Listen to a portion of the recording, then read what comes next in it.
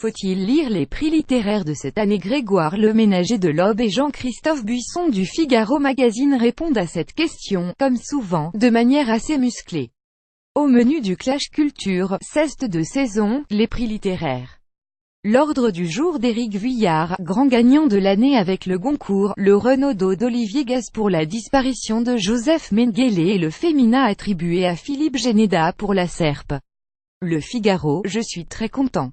Depuis plusieurs années, je considère que Vuillard est l'un des meilleurs écrivains de sa génération.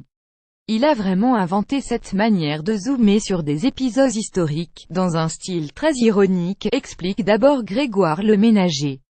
Avec sa représentation de la grande bêtise criminelle de l'Occident, au travers d'épisodes tels que l'histoire de Buffalo Bill aux États-Unis, la conférence de Berlin sur l'Afrique à l'époque coloniale, ou encore l'annexion de l'Autriche par Hitler, une satisfaction que ne comprend pas, mais alors pas du tout Jean-Christophe Buisson, à l'inverse d'Éric Vuillard, lorsque Stéphane Bern, Laurent Deutsch, Franck Ferrand font ce qu'on appelle de la petite histoire ceste mal, ceste sale. Le directeur adjoint de la rédaction du Figaro Magazine compare les œuvres de ces écrivains à celles d'Éric Boucheron, qu'il dit « complètement déconnectées de la réalité ».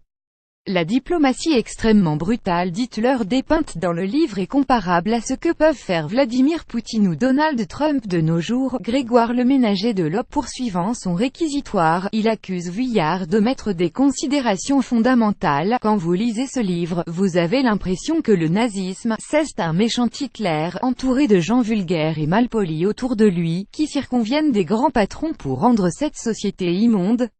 Comme si l'hitlérisme n'est pas un grand mouvement populaire, avec des braves gens qui se font berner. Par exemple l'histoire de l'Anschluss, avec tous les panzers qui tombent en panne, on a l'impression que c'est la découverte du siècle.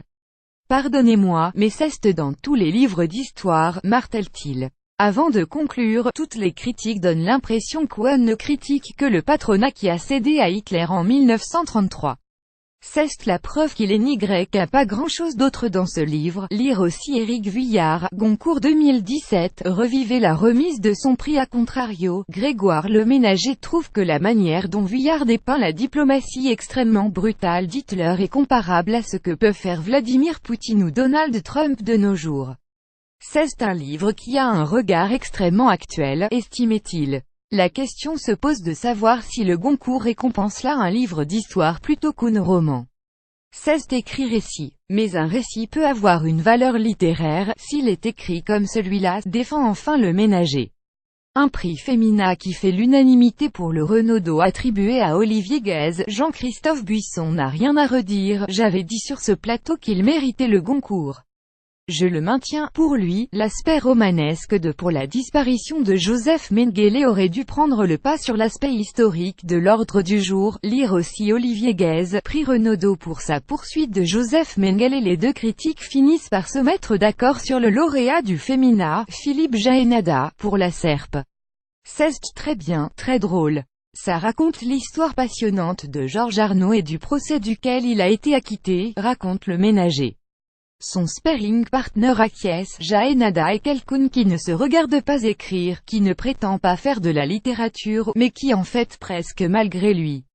Quand l'émission a été diffusée, jeudi 9 novembre, de 9h à 10h, le prix Médicis n'était pas encore connu.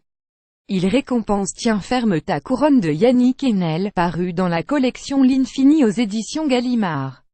Une épopée qui réussit les noces de la littérature et du cinéma selon un autre des chroniqueurs du Plein de Culture, le journaliste du Figaro littéraire, Mohamed Aïssaoui.